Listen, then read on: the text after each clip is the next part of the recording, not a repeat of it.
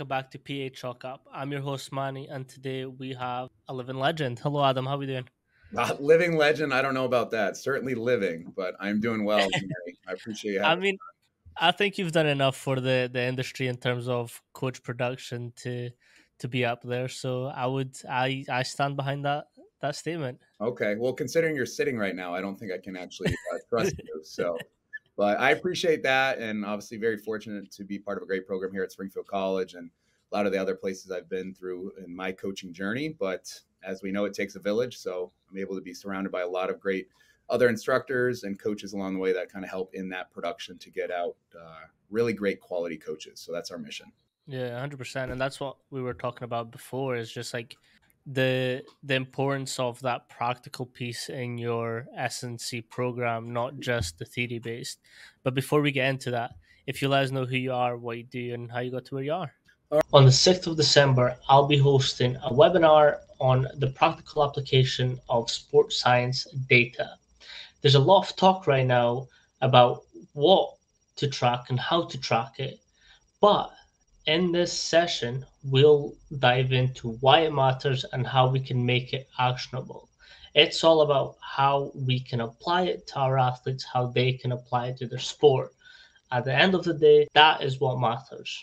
Joining us are Thomas Newman, Teofi Ziemnicki, and Missy Mitchell-Macbeth. More about our speakers in the description. This is an incredible lineup which will help guide you through the practical sides of sports science and how we can apply it throughout our athlete's career. To grab your ticket and learn more about the webinar, follow the link in the description, and I'll see you there. I'm on the big screen now, but again, thank you for letting me be on today.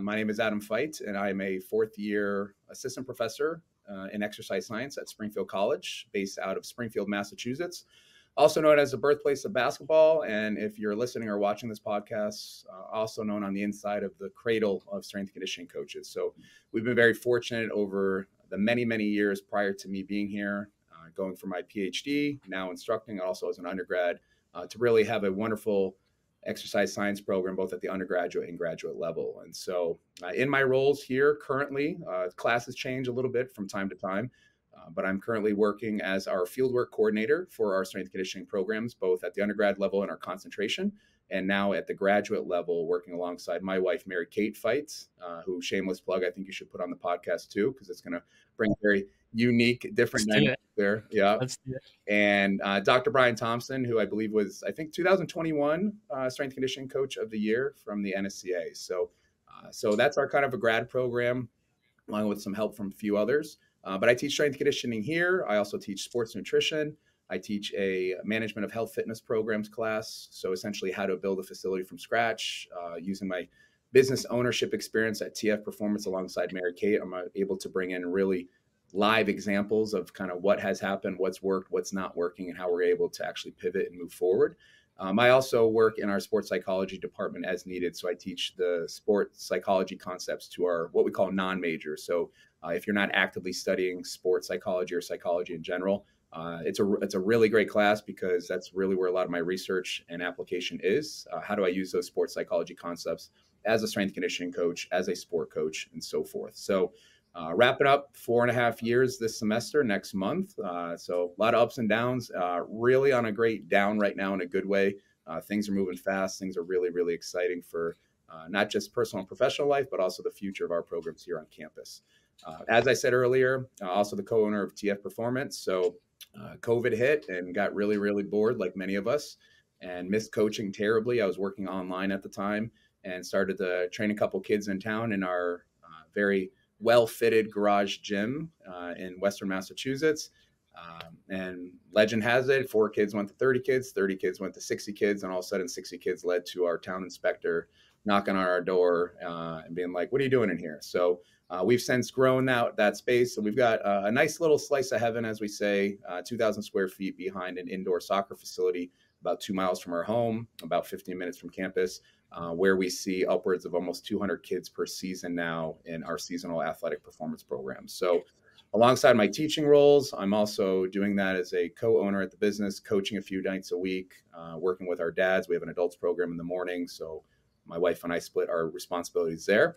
And then in terms of how I got here, really, bringing the family along for the ride, we've got a 12-year-old son and a 10-year-old daughter. So they've been part of every single journey.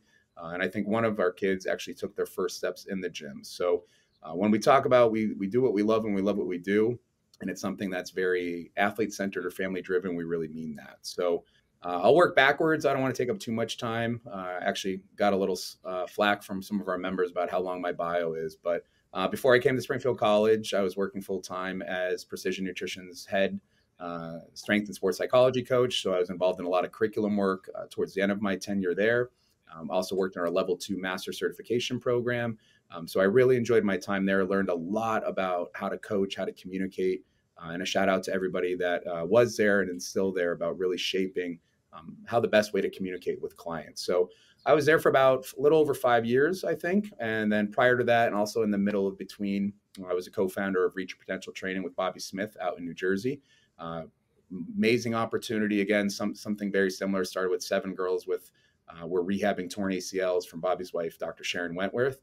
And that blossomed into, by the time Mary Kate and I left, to working with over 5,000 kids in the Monmouth County area. And then prior to that, kind of quick stints along the way, 1 year in the NFL with the Carolina Panthers, 1 year as a head strength conditioning coach at the Division I level at Eastern Michigan University, 2 years at University of Louisville working with their football program, 1 year at the Citadel when I started my master's. And prior to that, coaching experiences at Arizona State University, University of Connecticut, and the U.S. Olympic Training Center. So all of that kind of wrapped up within essentially the last, I'd say, 18 years. So almost hitting that 20-year mark in coaching. So now I get to coach, I get to teach, I get to live. And I think Dave Tate says, live, learn, pass on. And that's my primary goal now, working with all of our students here at Springfield. As a strength coach and a business owner, my time is quite limited. My favorite part about being a coach is the fact that I get to interact with athletes and be with athletes and really coach them.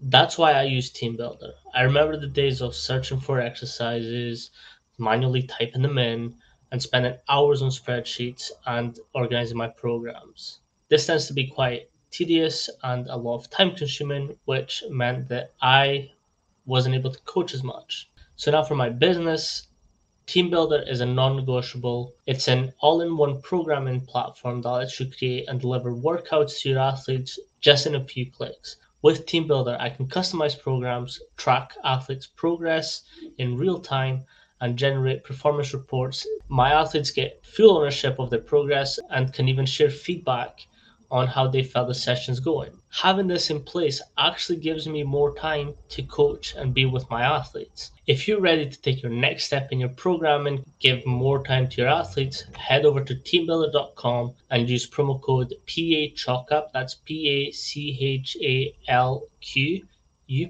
and start your 30-day free trial. So you kind of mentioned that people hate how long your bio is, and I always love to tell coaches that come on specifically, just go on. You will never rumble too much on here, because like this is a conversation. Like if I was in your office, like this is exactly what we'd be doing. So if you feel like you can add more on, just go full bore. That's what I prefer, and this is what I love doing. But we kind of very early on touched on the importance that you place on the practical application of internships and the real lived experience. And judging from your sort of background and up until this point, it has been very practical. It has been very hands on. How has that sort of shaped the way that your curriculum works for the internships and the practical application of coaching itself? Yeah, no, great question. I think I've been, I said earlier, very fortunate to be part of a program here at Springfield that's always been very practically based. So for those that are kind of in the knowing of, how strength conditioning certification is changing, especially at the NSCA level, we now have an accrediting body called CASCI. And what CASCI has set forth is that, beginning in 2030, unless you come from a program that is CASCI accredited, individuals will not be able to sit for their CSCS. And so that brings up a lot of issues, right? Decreasing essentially the market saturation, right? Because as it's written right now, here with the NSCA, While I don't work for the NSA, I do some work with them. You know, you get a bachelor's degree in anything as long as you have one. You can come in from finance, you can come in from psychology, you can come in from physical education, study for the exam, take it, and then quote unquote, you're a certified strength conditioning specialist. So there's a lot of value to that, right? I see, and that's kind of the battles I'm facing now, where I've got some great students in some competing programs. Maybe it's PE, maybe it's movement studies, and they don't really know they want to be a strength conditioning coach until it's too late. And so we're trying to navigate exactly how that looks, when it looks, and if we can help those students. But as it's written, we were the first program to actually be dual accredited, both at the undergrad and graduate level. And again, that's a testament to people like Dr. Margaret Jones, who's been at George Mason for a number of years. She was, I think, just received the Sports Scientists Award of the Year for the NSA last year. She was my undergraduate advisor. And so when we talk about like history repeating itself or lending clues, if we look back on some of the great coaches that have come from Springfield College from the strength conditioning lens, you know, they all have their roots here in some degree. And so when I was here as an undergraduate, I graduated in 2006, and I remind our students that like, I know what it's like to be in your shoes. I know what it's like to balance 15, 18 credits of course load, and you got to drive a couple hours for your internship. I know what it's like to work that summer job and stash away as much as you can because you have to pay for that big internship. And so I think I bring, you talked about the element of experiences. I bring that lived experience as a former student, but my networking and my growth in my own professional development, now I'm able to bring that back in and introduce these students to future connections or previous connections that I've had. And so to wrap up the practical piece, obviously it's a very important part of the classroom, but we're very fortunate to have those experiences built into our curriculum way before CASCI was a thing. And so it's still very similar. Back in the day, it used to be as an undergraduate student at the college, you had to do a 90-hour internship offsite.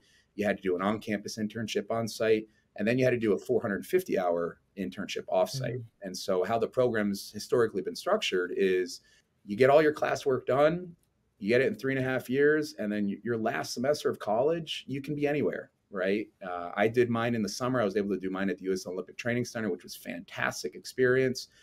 And I'm pushing all of my students. I met with a student today who's, you know, thinking about going to Hawaii. And I'm like, this is your chance, man. Like, it's only going to get harder. It's only going to get it more difficult because you're going to have to check in with more people, whether that's family. You're going to have a job that you're going to love making money, and you're not going to be able to kind of do what you want to do. And so now things have changed over the years. We still have to do a 90-hour internship, really great experience to kind of test whether or not they want to be into strength conditioning. And mind you, they can go in anything. They can go into cardiac rehab. They can go into sports psychology. They can work with a licensed nutritionist or dietitian. The 90 hours is a really great segue or building block, you know, and most of our kids in their junior year of like, you know, I don't know, let's try this out. So it's a very low stakes experiential opportunity. They have to complete it over the semester. So you're looking at anywhere between 7 and 10 hours a week. When you're ready to go, you do 400 hours. And again, we're hoping you have a little bit more clarity. And then ideally, right, we want them to come out of their 400-hour internship clearly knowing, I want to go to grad school for this. I want to get hired doing this. Or in some cases, right, hey, I did such a great job. They're going to bring me on and they're going to pay for my master's degree. So we've kind of had that locked up really well. We've got a fantastic network, and a shout out to all of our sites over the years, whether they're local, regional, national, and even international now. We've been able to send some kids over doing some exchange student programs. In our grad program, again, fantastic experiences there. Now that, you know, Mary Kate has taken over the academic portion, Dr. Thompson has slid into more of a head strength coach role, and then me as field work. They've always had to do extensive internships off-site. They used to have to do 2. Now they have to do 1. But now they spend their whole first year working with our near 700 student athletes in our own varsity weight room. So the model there is they're getting lots of reps under the bar, coaching the bar, blowing the whistle, writing the programs. Everything has evolved now with sport technology. We're very fortunate to have amazing sponsors and vendors over the years and supporters of our alums to really allow that to happen. And so at that level, they've got to do at least 300 hours over 2 experiences, again, falling in line with accreditation standards. But at the end of the day, whether it's undergraduate, whether it's graduate, whether it's postgraduate, those experiences matter because I see it in my classrooms. And I'll give you an example before I wrap this up. You know, we have 2 hours of theory. We have 2 hours of lecture. We have 2 hours of worksheets. We have 2 hours of however we need to make sure you know this material. This week is a great example, right? We're talking about advanced programming and periodization and cycling. Again, keeping it to an undergraduate level. So we talked as much as we could about different schemes and different reps and sets and the different physiological and psychological effects that could happen from it. And then today we just wrapped up a 2-hour lab in our weight room where the kids themselves, and it's a big class this fall, it's about 25 kids. They're getting experience coaching each other in the warm-ups. They're getting experience coaching each other in the sessions.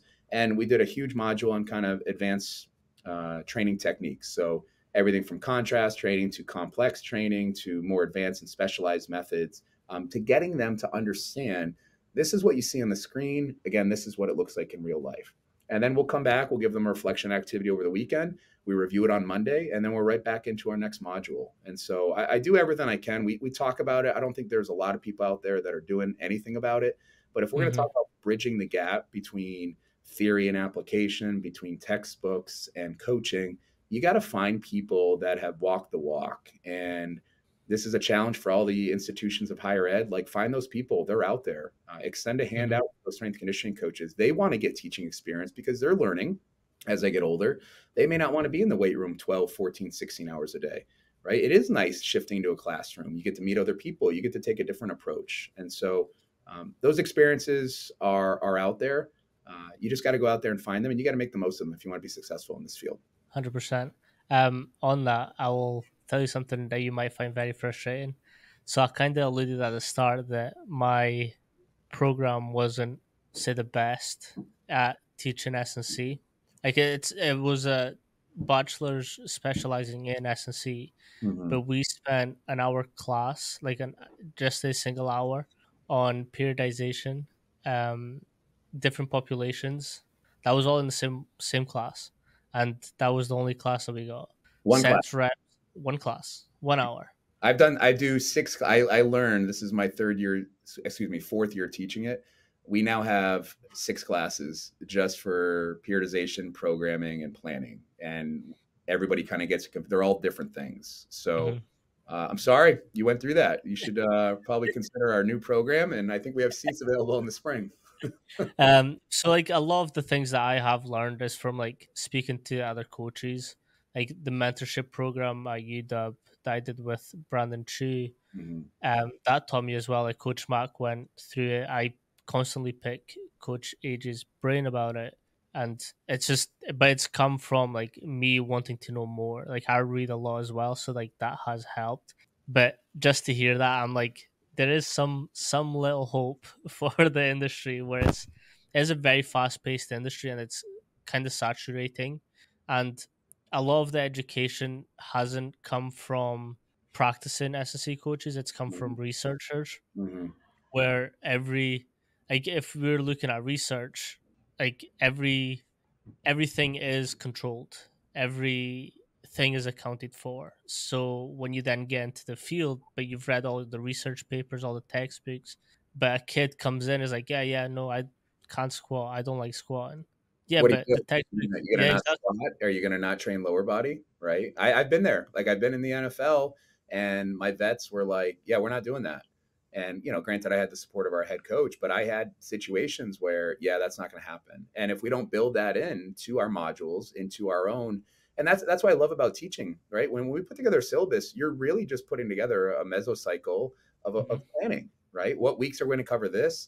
But we have to add in that element of actions and adjustments, right? So we're always going to leave every class, okay, great, this is what you learned, but what happens when, right? What happens, what if? Those will happen.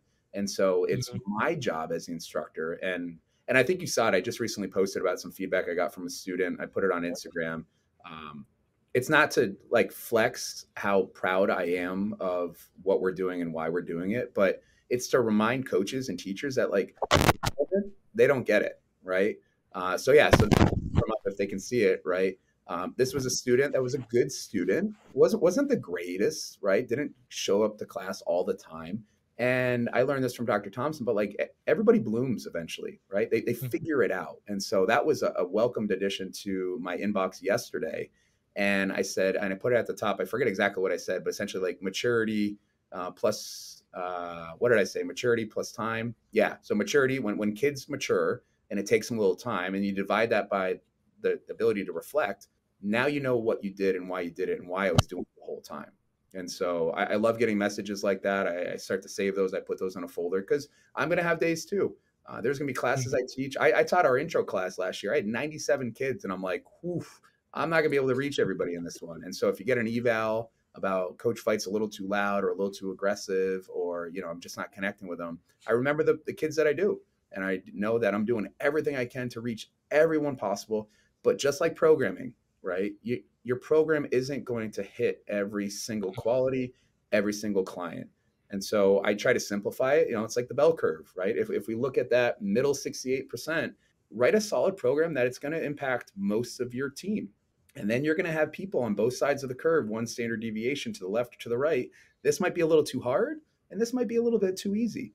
How do we work Mhm. in those rules of three? And when we write, when I coach them, I'm like, okay, that's great. But what happens if going deep hurts them? You have to have a different lateralization or regression. So it's really, really important that we put that practical piece into our lectures. Hopefully, it's more than one, Mhm. because I think the kids, and I want to believe that, like at the end of the semester when those evals come in and that's used, I'm a junior professor, so I've got to work my tail off to get tenureship, and even in the higher ed system, they're getting rid of that. At the end of the day, I'm hoping that they can learn from those practical lessons, that when they review the class, they're like, he knows what he's talking about, but because he brings in real experiences and he's not just saying, well, let's just talk in theory, right? I joke all Mhm. the time, right? Getting a degree in psychology is great because it's really hard to prove something in psychology. We all have a hunch. We have a really good hunch. We've got a lot of evidence that lends support towards this phenomenon or this effect. At the end of the day, we're doing everything we can to understand human behavior. And if there's any parents listening to this, that can change like an instant with your kids. So blending that piece into the programming, into the professing, I think that's what's really going to bring that level. Whether we're saturated or not, we got to be better. If we're going to be in there, we better be real damn good about it. 100%. This kind of ties in with the sports psychology and the psychology element of the weight room as well. Is like when you pair those two together, you're assessing more than just what's happening in the gym. Like I don't know if like this is true for you too, but like as soon as someone walks in, I give them a little fist bump. The amount Mm, of energy I'm getting from that fist bump indicates whether it's a good day or it's a bad day. right. Then it's on me as a coach to be like, okay, if it's like a little half-assed fist bump, I'm like, the fuck is wrong with you today? Right, right, right. And then it opens that door and it lends itself to them communicating. And again, same with students. I remember like I was going through some tough times at university, and one of my lecturers, who's funnily enough this sports psychology too, he was like, "Yeah, let's go grab a coffee." And like me and Jim just had a coffee. We spoke about what was going on. I went out of that feeling better because I was like, okay, Johnny really helped me. He understands the situation, so he's at least going to cut me a little bit slack when it comes to this. Yeah.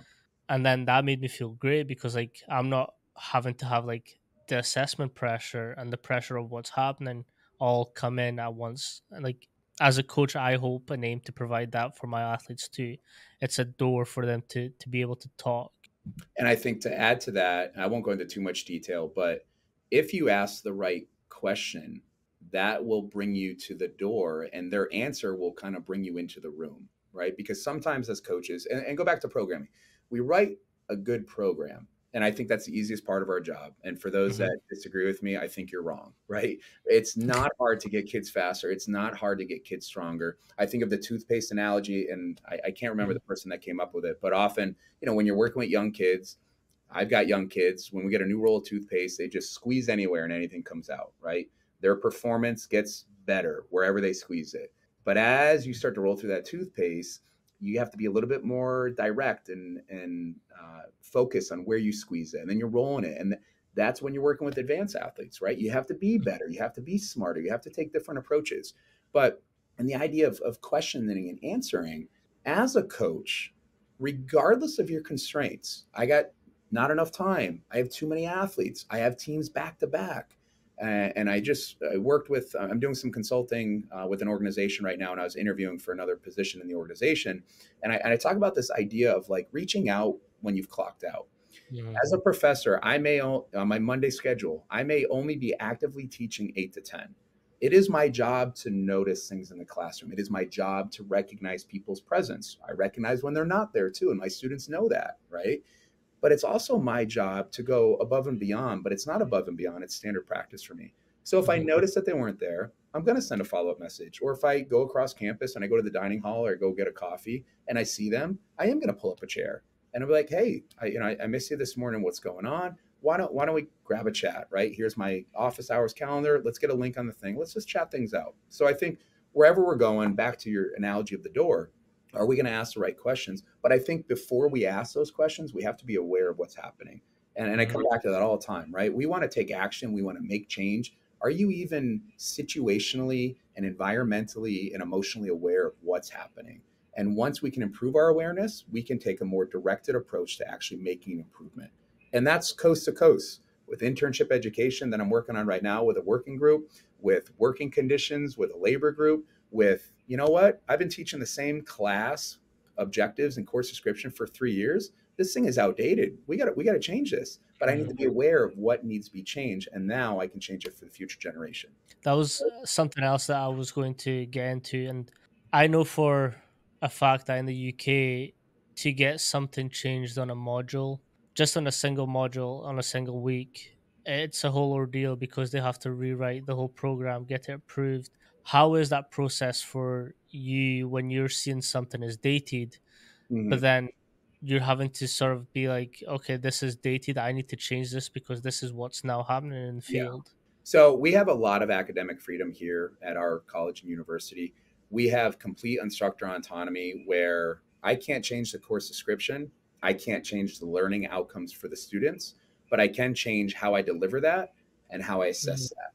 And so that's what I've been able to do. And I say this all the time, right? Once you know the rules, you can break them. Is I know the rules. I have to cover this, right? They say registrar says I have to cover this. I can choose how much to cover. I can choose how I'm going to assess that. So whether it's a practical coaching application, whether that's a quiz, an exam, or a case study, that's up to me. What takes me a long time is if I want to change all of that. So let's say, for example, in my strength conditioning class, it's a little bit outdated. Some of the terms aren't used as much. Now with accreditation, we're not meeting some of those outcomes. I can still teach those outcomes. So we call those kind of hidden outcomes. So let's say I have outcomes 1 through 7. I think we need 8 through 10. I'm going to put those in there. I'm going to say, hey, look, we're going to cover this stuff. We're going to eat our vegetables, so to speak. But I need to make sure you know 8, 9, and 10. Now I can do that however I want. I can change that on a whim. I go into our learning management system. I can update that accordingly. Where I need to get it on the official basis is putting them into our curriculum system, and that's up to a year in advance. So we just Mm. wrapped that up here at our college. My first time going through it, I wanted to make a change to our course. And then I wanted to make a change to essentially our strength conditioning concentration or minor, so to speak. And it takes a full year. So I put in this big proposal. I send it to my department head. That goes up to the dean. They give me an A-OK. Then I got to send it into the official system, provide proof, explain why. They'll go to a whole committee. The committee will review it. Then it'll go to the provost. Long story short, I won't see those changes if they're approved until the fall of 2025. But it Wow. doesn't mean I can't start teaching that now. Mhm. I just have to leverage my time because kids think there's so much work, right? I literally have them in my strength conditioning class. I have them less than 4 hours. I have them for 3.5 hours a week. That is it. Yeah. And how our kind of university system works is for every hour of class, I can, within like financial aid regulations and all that, I can give them up to 2 hours additional work. So if you take a 3 credit class, your professor can give you up to 6 hours of work and you can't complain about it. You can't moan and whine and gripe about all the work. I only get you for 3 hours a week. Like, what the hell else am I supposed to do? You think I can teach you everything in 20 slides on periodization? You're out of your mind. So Yeah. I faced those battles too within my class, and here's where I went off the script too. After my first 2 years of teaching, right, I it finally sat in that it was an elective for our exercise science students. Not everybody wanted to be a strength coach, right? Just like we talk about coaching, right? You're going to bring the energy, you're going to fist bump, and you're going to set the tone. Some people are just going to have to get through the workout. That is what it is, right? As I get older and I train older individuals, and I'm an older individual, I'm realizing that not everybody can thrive on a bunch of nose torque and salts and a slap at the tail and energy drinks, right? There's just some days you just got to get in and punch in and punch out. Mhm. So after about 2 years and way too many tears about students that wanted nothing to do with strength conditioning, they just didn't want to take ECG. They were going to be a nurse or they were going to go into physical therapy. I said, all right, I can't make the official changes just yet, but why don't I create a track? So I've essentially created two classes within one. And the first day I sit them down and I say, all right, here's the deal. You want to be a strength conditioning coach? You're going to do the live track. You're going to live this. I'm going to show you how far the rabbit hole goes, as Morpheus said in the Matrix, right? Which pill are you going to take? I'm going to hold you to a higher standard. You're going to write more in-depth programs. You're going to do 12-week programs instead of 4-week programs. You're going to look at some additional resources. I'm going to teach you everything I can. If you're just interested in learning how to write a basic program, you want to go into a different field, you're going to do the learn track. And so the exams will be similar, but I'm going to weight them a little bit differently. Your programs don't need to be as intense. You don't have to show me all principles of specificity and training, but it is going to be a little bit easier. But I'm meeting you where you are at. And I've been piloting now for 2 years. I've applied for some, not necessarily grants, but for some workshop opportunities, because I think it's an interesting aspect of not everybody wants to take our class and is in love with the final outcome. Sometimes they take it because they have to. Sometimes they take it because they don't want to take the other one. And it took me a couple of years to realize, again, not everybody wants to be like me. There's some days I don't want to be me, right? When I look at my schedule and it's on Google Calendar, I'm like, I don't have time to breathe. But I know that's seasonal. And that's what I try to remind them, right? You're going to go through some hard things. I'm going to hold you to a high standard. I guarantee you, you will realize why I did it the way that I did it. And if we learn anything from that situation, and I go against the grain on this one, is I think we hold our athletes and I think we hold our students, and a little bit shot to all the parents out there, I think we hold them to a minimal effective dose. We try to do everything like it's an in-season program. We try to do the bare minimum to learn. We try to do the bare minimum to write a program to get the effect that we're looking for. We try to do the bare minimum not to mess up our kids. You know what? At the end of the day, if I don't know their maximum effective dose, if I don't know how much they can handle, being completely safe and understanding how far I can push them, then that's going to affect the work that gets done, right? And we know this through max recoverable volume. We know about what's optimal, right? How much work can I do where I realize, oof, that was a little too much, right? And again, doing the best we can, right? I don't want anybody getting rhabdo. I don't want anybody, filing a student concern form and realizing that like I've taken them too far. But I am going to push. And when I push you to that line, I'm going to say, you know what? See that next one?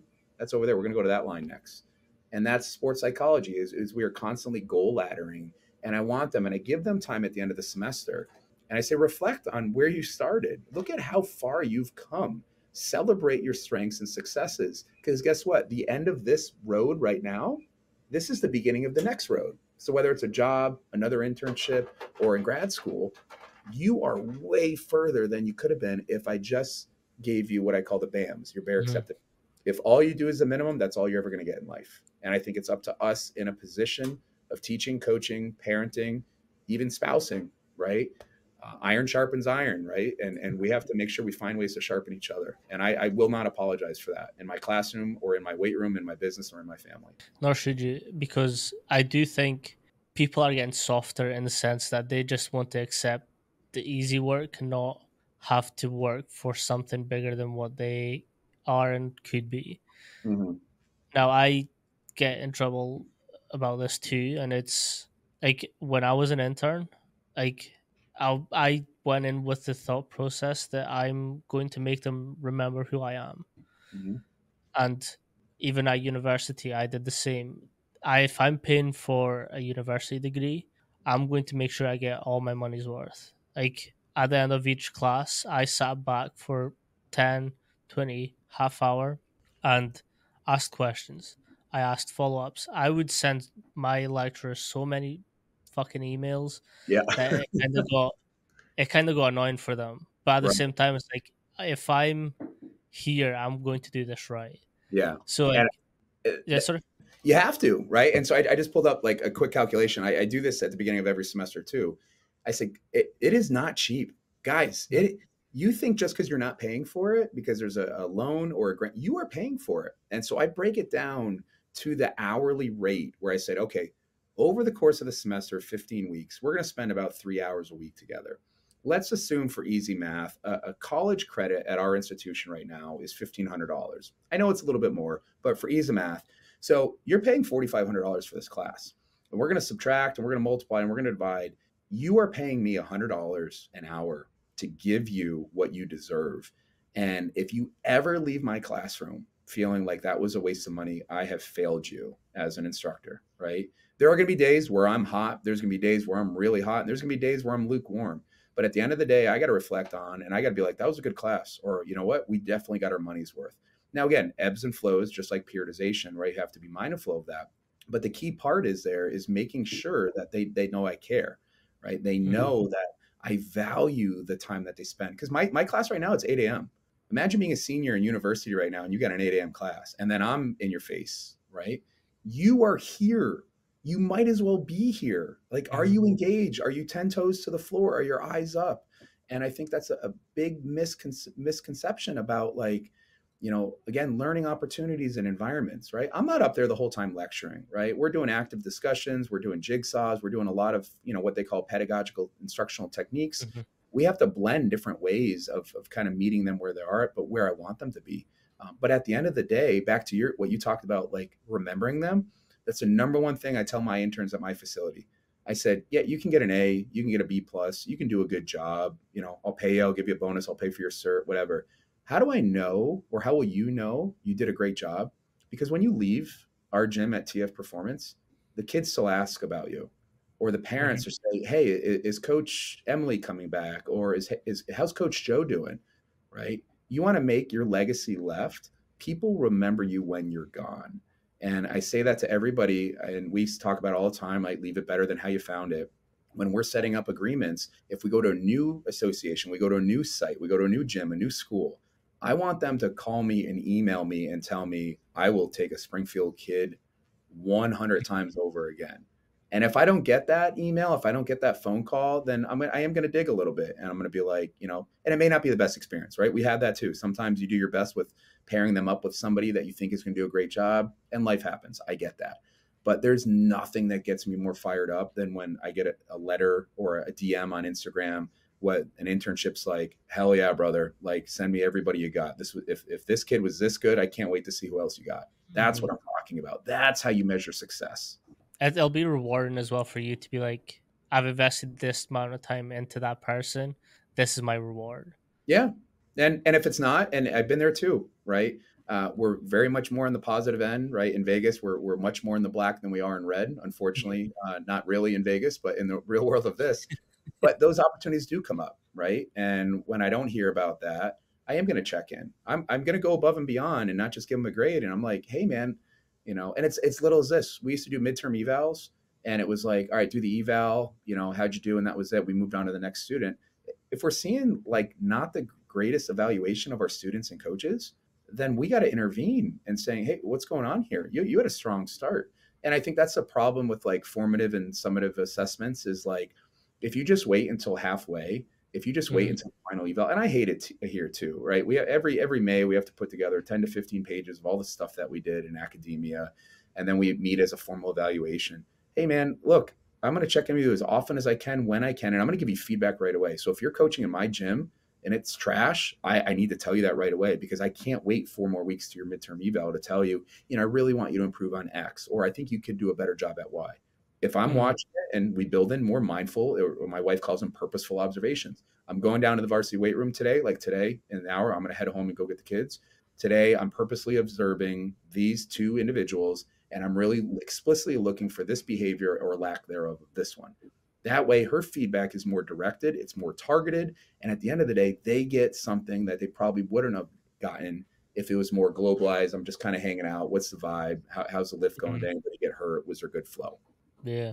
The thing as well is like when you're in those situations, and I've helped SSC coaches in gyms that I've worked at, and it's like a modified feedback sandwich.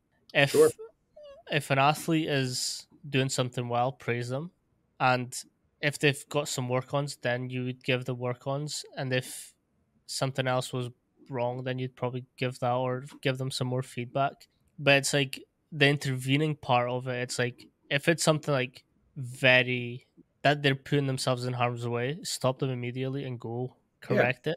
If it can wait till the last rep, then we can wait for that. If it's something that's like I've got this saying is like I'm being very anal about it. Like I'm Mhm. being like I know you've got that extra little little thing in you, but it's just it can wait. I'll probably give you at the end of the set when you've rested, because it's not that deep. It's just Yeah. me very picky. And it's the same thing in the coaching feedback, right? So our company, we have a partnership, excuse me, with a very high level club soccer team. You know, my son plays for them. You know, ranked very high in the state, big group. So we have some coaches. They do some on site like speed and agility work before practice. And this one team, who happens to be my son's team, essentially they're after practice, right? So it's coaches. I feel you, right? Like doing any type of really true awesome work after practice is always tough. And so I hadn't been able to observe because I was at the facility. So it was the last week. We're, you know, promoting our program for the winter. I said, I'm going to go and just kind of hang back. And I'm watching it unfold. And I know where they started. So I know it's gotten a lot better. I also know it can get a lot better too. But I'm Mm. seeing that from a lens of almost 20 years of coaching. If my first year out of college coach is doing it, managing the group well, I'm going to celebrate that. But then I'm looking over the other side, right? I'm watching this other one coach work with the team, and I'm watching this one kid and they're skipping reps, like clear as day, right? Just not doing it. So I said, all right, I'm not going to say anything. Let's see what happens at the next station. Then they're skipping reps. And I'm like, okay, this kid's got 2 more stations to figure this out. Because if he doesn't say something, then I'm going to say something. And so I waited for the break where he talked about the feedback, you know, at the right interval. And I pulled the coach aside. I said, hey, I don't know if you've noticed this, but so-and-so skipping reps. He goes, I know.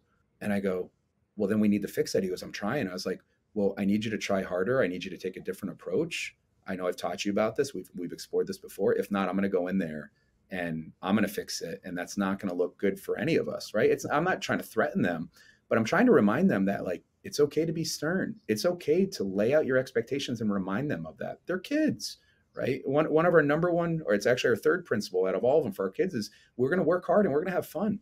We cannot have fun until we work hard. And if the best ones, they have fun while working hard. Mm. And so that targeted feedback, just like you're coaching an Olympic lift, right? Are they going to get hurt? Are they in harm's way? The hip alignment, the hip pocket, the second pull, all that stuff that can wait. Let them get through it. If they're going to be all right, they're going to be all right. And then be very specific and directed towards your feedback, and then try to improve it. But also don't try to improve too much, right? I'll Mhm. improve coaching techniques. I said, hey, I'm going to give you a couple things I think that'll help you right now. Why don't we get an appointment? I think there's some other things that can really help you in the next step. 100%. I love that you said that, because not every correction needs to be corrected. And it's that principle of, when you've got high elite performing athletes, will that minuscule change throw off their technique completely, Yeah. which then will impact the way that they perform. And then it just trickles down into winning, and then And is it worth seasons. it? Is Right. it worth I can talk so much about, make sure your first step goes forward, and then you watch what happens in the game. And Lee Taff will talk about the plyo step. They're going to take a false step. The body is going to naturally adjust into the position that they need to maximize its levers and angles, right? I can say, hey, bring your chest a little bit more forward over the bar, get a little bit more proud torso, whatever the case may be. And then when it's on the line and they've got 150 kilos on the bar and they need this to hit 3 white lights and go to Pan Ams or Nationals, they're going to resort back to the thousands. This comes all back to motor learning. This comes Mhm. all down to proper sequencing and teaching. At the end of the day, how can I move my athletes? And really now that I'm in coaching development, we've seen that 4 grid matrix. How do I move them from unconsciously incompetent? They have no idea how bad they are. They have no clue, right? To unconsciously competent, where they are so good that they're not overthinking it. They're not Mhm. overanalyzing it. They have been executing the technique. And that's where a lot of the work in psychology comes into play is, when am I delivering feedback? What type of feedback am I giving? How am I showing them previous evidences of success so that I'm reminding them, you've done this before, right? You were doing it over there in the 4v4. Now the field's a little bit bigger, right? Now we're at 7v7 or 9v9 or 11v11. The only thing that has changed is the amount of players in space. That's not many different variables. So it's important that, again, we remind them of that, but let them know that, like, this is going to take some work. And Mhm. we are behind the scenes. We're right next to you. And we're right in front of you at some points, helping you and guiding you down this path. But back to your point about discovery, the older I get and the more physical education based our programs become, I realize that, right? I want the kids to explore. It's the long-term athletic development model. I want my coaches to explore. If I go out there and try to create carbon copies of me, and I've learned this as a business owner, we have standards and principles, right? I want to make sure you can command a group. I want to make sure that you're positioning yourself so everybody can see you. I want to make sure that the way we teach exercises and the way we call exercises are the same. However, just like programming, this is the recipe. These are the ingredients. You figure out what works your coaching style and philosophy the Mhm. best. You might be a coach that is lots of energy and you won't shut up.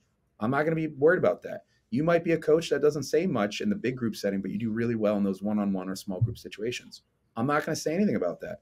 At the end of the day, back to what you said, are they fist bumping you on the way out? Are they following us on social media? And are they signing back up again? Right? Mhm. These are all indicators of success, and we can measure them in a lot of different angles and varieties. Yeah, I spoke to two psychologists recently, and we sort of like accumulated this into like a dimmer. So it's kind of me and who you have at the door, and like dimming yourself, or like dimming or obviously going up on what they're bringing to the table. So if like they come in one day and they're hype, I'm turning that dimmer all the way fucking Mm-hmm. up. Mm-hmm. If they come in and that dimmer is very low, I'm going to match them and like help them sort of pick back up and bring back up. Because like it's it's all fine and well to be like hoorah the whole time, but Mm-hmm. sometimes like a kid that's had a rough time, he doesn't really want to hear that. No. And that on the same time, if like you're being a hard ass all the time and your kid has had one of his worst days in life at that point, you're going to be the asshole that makes it even worse. Yeah. And that goes with being a parent, right? The helicopter parents, the bulldozer parents. My wife jokes, all the time about like, oh, Adam's here, but you wouldn't know it because he doesn't sit with us or, in the stands or whatever it is. And I'm like, I want nothing to do with that, right? I'm a really outgoing, personal person. But when I watch my kids play, I don't want to talk to anybody. I want to be there as a father and I want to see them execute and make mistakes. And when they come into my truck, when we pack everybody up, one of the first things I say is, man, that was great watching you play today. Has nothing to do with the goals, has nothing to do with the headers, has nothing to do with the crosses, any of that. My kids are both soccer kids in the fall. Um, and then if I know they had a tough I day, usually have this joke where I ask what soccer is. and then you would say, obviously, it's a real football. And then I would say, I would agree with you because I don't know why we call American soccer, right? But I go back to that idea of like, and I learned this as a presenter. Imagine, and I'm very hard on myself, right? I want to make sure I re-listen to the podcast. What were my filler words? Did I go on too many tangents? I'm very critical, and I think our worst critics are ourselves. Ourselves. Yep. But I remember coming off a talk, and it was a big organization. I think it was actually I did some work with the FBI, and it's just a completely different stage. And I remember coming off and just I should have done this, I should have done this, I should have done that. I didn't do this, that, the other thing. And one of my buddies was like, "Hey, like I'm not going to hit you with any feedback. Like you just absolutely obliterated yourself. Why am I going to give you other things to consider right now in this moment? If I think you did great, there's a couple things you can improve on, right? It's a new audience, right? Not all of your jokes hit, not all of your analogies worked. That's part of the process. Let's set up a time to chat." So with my kids, uh, if they know that they didn't play to their potential, who am I to remind them immediately in that moment how much they were trash? They're already sitting in it, they're marinating it. And I've done this now with coaching. I've gotten a lot better, right? And I always say apologies to all the coaches I worked with at the beginning, where when I expected perfection and it wasn't, I let you have it. Now I sit back and I'm like, you know what? I'm going to let you sit in that a little bit. I want you to come to the realization or conclusion that you could have done a little bit better. And then I'm going to agree with you. And then I'm going to give you some little strategies to think about or other ideas to consider so that we raise that tide, that brings that boat up to that level. But a big part of that is timing. And there's some days, right? And my kids, they do pretty well. There's some days that they don't. And I said, "Hey, do you want to talk about it?" Like, "I'm all set, Dad." I was like, "Okay." I said, "Just know, you cool off for a little bit. I'm here to chat." And I respect that space. And these are 10 and 12-year-olds. What if we did that with college athletes? What if, like you said, they're coming in, they're hyped.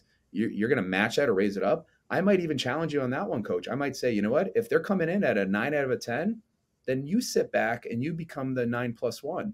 They've brought it all, right? Now Mm. you just fill in the gaps. We joke all the time, right? With marriage, you love to think is 50-50. Some days it's 90-10. Some days it's 80-20. You hope to God it's 50-50. But my wife knows, and we have to, there are seasonal things where you need to pick it up or I need to pick it up. And if they're a 20, that might be, I like, you know what, we got to raise them up. Let's raise them up. So I have to give a little bit more. It's all about how do I get them to be at that optimal level. Hmm. For the spouse element of that, I saw this video a while back, and it was matching what the other person isn't having right now. So it was like, as soon as they wake up, do their morning routine, and they say to each other, "I'm at 30%." The other person will be like, "Okay, I've got 70%. I can Yeah. deal with the rest that's coming," and Yeah. then it'll switch, and it's like for me, it's like a lot of people like linear things. Like, It's I was easy. speaking. It's progressive. It's It's exactly. I got you. I was speaking with a coach yesterday, and it was that principle of incentric, intrinsic and extrinsic motivations, and it's like you can't be one or the other. Like you will always be like an undulating Yeah. aspect of both. Like to think, oh no, I'm solely intrinsic. It's Hmm. kind of like yeah, but like you will also have an extrinsic factor in there somewhere. So like that's something that I've really gone to think about recently is like what is my why and where am I going with it, and like what are my like what makes me feel good about it, and like what do I want like physically out of it too, because Yeah. like you need to be realistic in these things. Like it's all fine and well to be like, oh no, I'm only doing this for me because I love the process, I love my athletes, Right. I don't Right. want anything off it. But then your business owner brain comes into is like, oh, actually, I need to make these bills, Hmm. and like, what do I do then? Like, do I Right. just, oh, no, it's still for me. I don't want to charge them, but then you're also out at the end of the month. Yeah. So, And so that lends itself like back to the motivation piece. This is something all of our coaches get wrong, right? You're either internally motivated, intrinsically, you're doing it because you love the process and means so much to you, or you need to do it because there's a reward at the end of the road, right? There's not. There's actually 4 to 5 different levels along the way, right? So that comes out of a macro theory called self-determination, where you could be completely amotivated, right? I'm not even on the screen. It's so bad. It's out here, right? Nothing. You're not motivated at all. And then you have that inherent value of intrinsic motivation. There are shades along the way that help you move from essentially non self determined to essentially self determined, right? The intrinsic value. And we have to take that same approach with coaching, right? It's called continuum based coaching or spectrum based coaching. It's not take an injured athlete. I have 2 of them in my class right now, and they think automatically, I can't do this, so I'm not going to do it. And I get right up in them. I say, you still got 3 other limbs. You still got a torso. We've talked about this. It's the same thing with motivation. Again, this takes time. How do I understand the athletes? What's the culture like with the sport coach, et cetera, et cetera. But at the end of the day, it's not this or that. It's not black or white. It's not right or wrong. There are always shades, levels, degrees of how do I get there. And then that lends itself to how effective of a coach am I going to be? If I scale a coach on their ability to command a room 1 to 5, and 5 is lights out, but then I start them off at 1, they're thinking automatically, how the hell am I going to get to 5? Right? How am I going to be able to lead a group of 100 American football players? Well, what does a 2 look like? What is a 3 and a 4 and so forth? And what are the steps I need to take to get that? So you move from incompetent to competent. And like we talked earlier, you're unconsciously competent because you have no idea how good you are, right? That's the best part about it. You have no idea when you see a coach and they just command a room, they're projecting their voice, they're making jokes, they're dabbing them up, and you're like, wow, talk about a coach athlete relationship right there. What did you do to make that happen? And then you can be like, you know what? I used to be like this, and then I did this, and then I did this. It's all steps in that manner. Back to your linear point.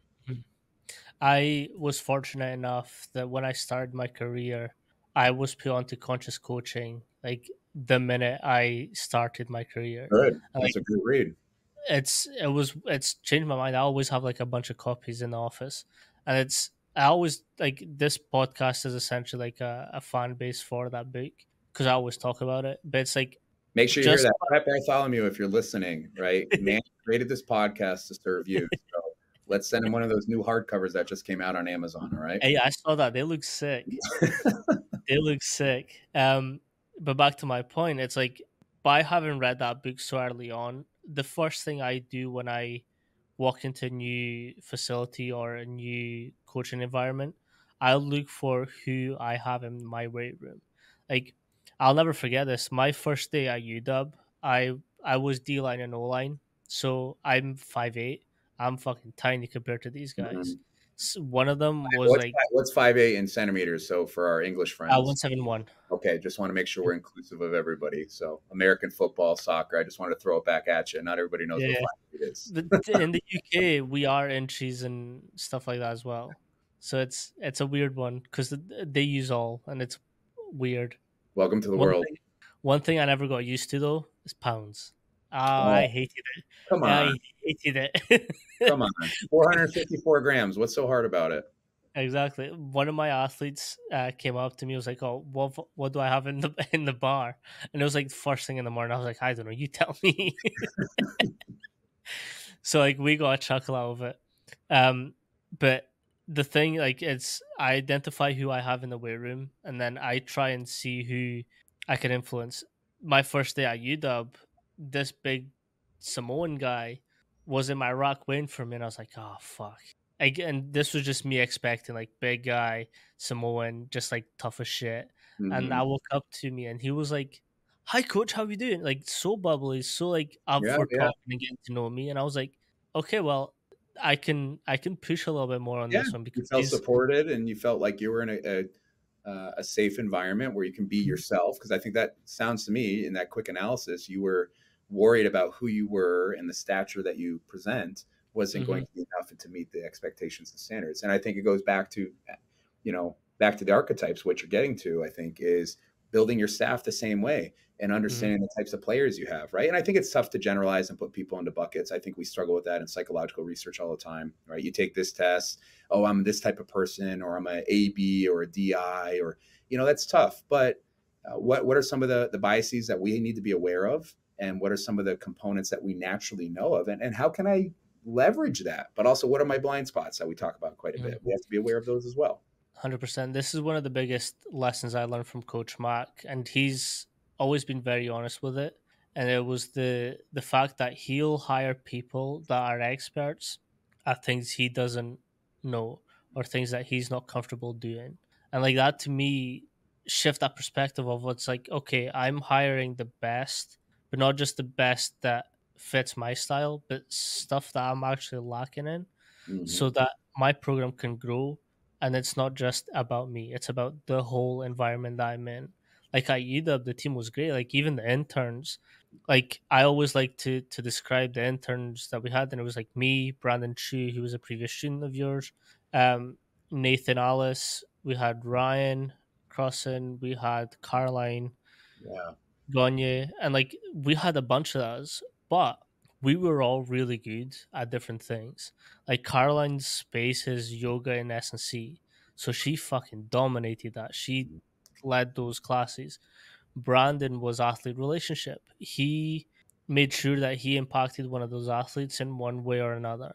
Nathan, he was science based. Like if you had any questions based on a method that we were using or a specific principle, go to Nathan. He fucking knows it. hmm, And like Ryan, he's like speed dev. Like he was a previous um, athlete at Baylor for track and field, and like his hip opening stuff, fascinating to me. And that was like, give me a cue, I will simplify it so anyone can understand it. yeah, Like I was good at talking to the athletes and making sure that they understood what they were doing. But like even that just little pool of interns, like we all had our things and we all flourished and yeah. helped each other through it.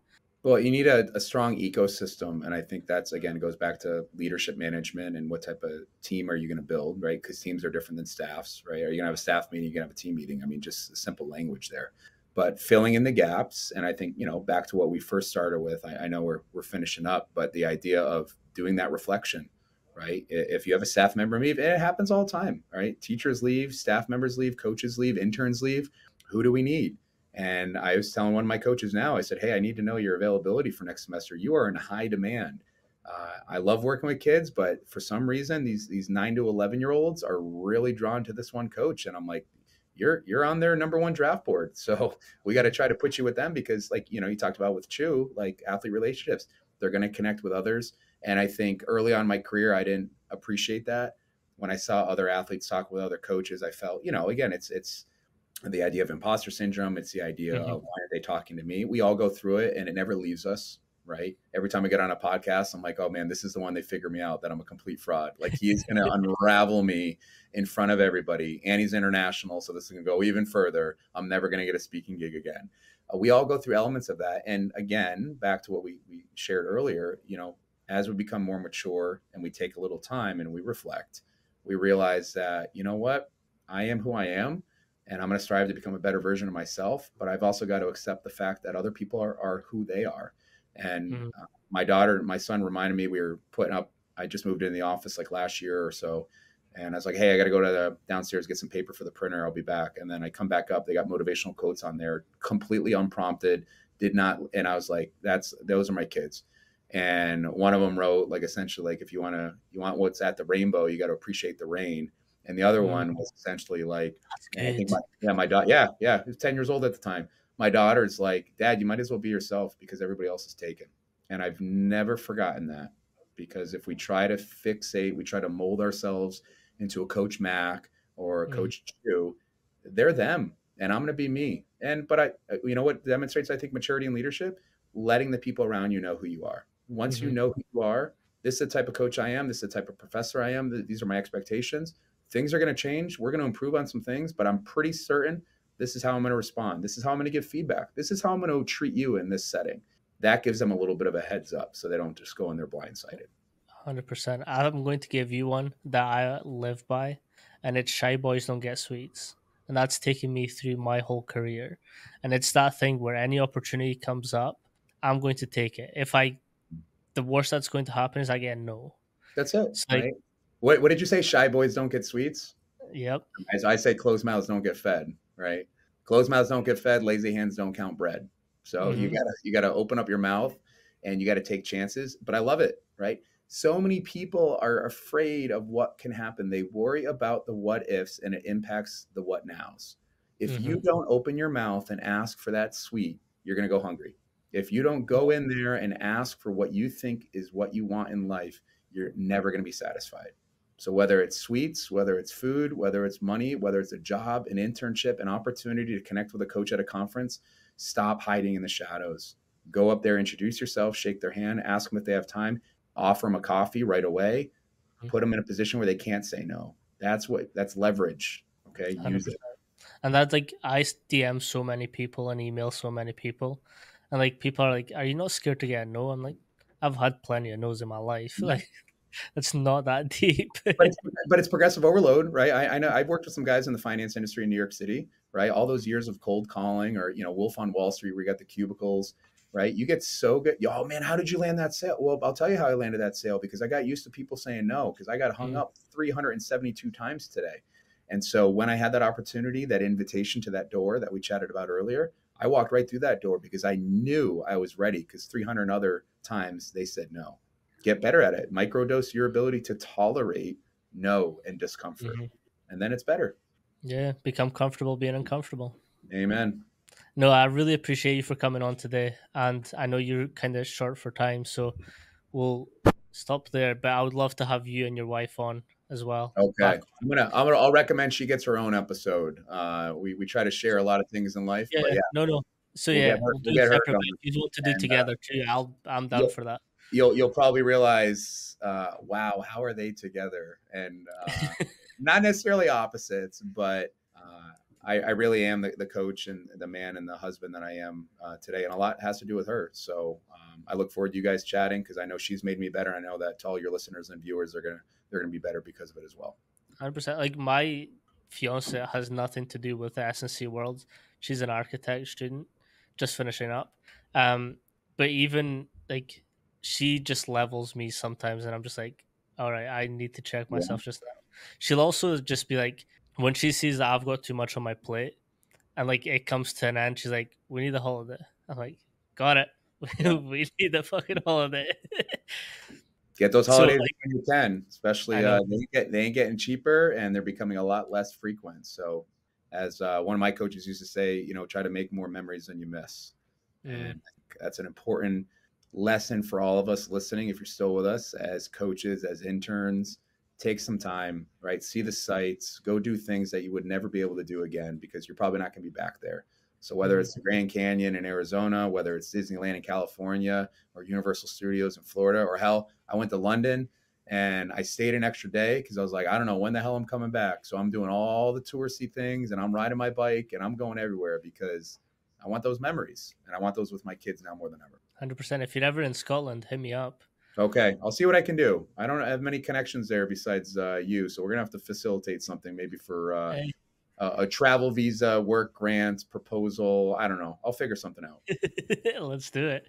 Awesome. No, I do really appreciate it. If you want to plug your Instagram and business and where anyone can find you. Yeah, not much. I am pretty active on it, especially during school year. So my personal Instagram is AE Feit. So my last name FEIT. You can see it right there. Some really bad shots of a recent podcast I did with Voodoo Power. And you've got Train with TFP is our business account. So again, we run a very small community-based athletic performance center in our local town. A lot of coaching development, adult groups, kids groups, elite athletes, college and university athletes when they're back home. And within that, we're able to contract our services to local area clubs and organizations. So pretty active on both of those. Hit me up. I will get back to you. If I don't get back to you, I will get back to you. A lot of balls in the air. Haven't dropped one yet. So let's keep it going. I appreciate you. All right. Thank you, Coach. Peace.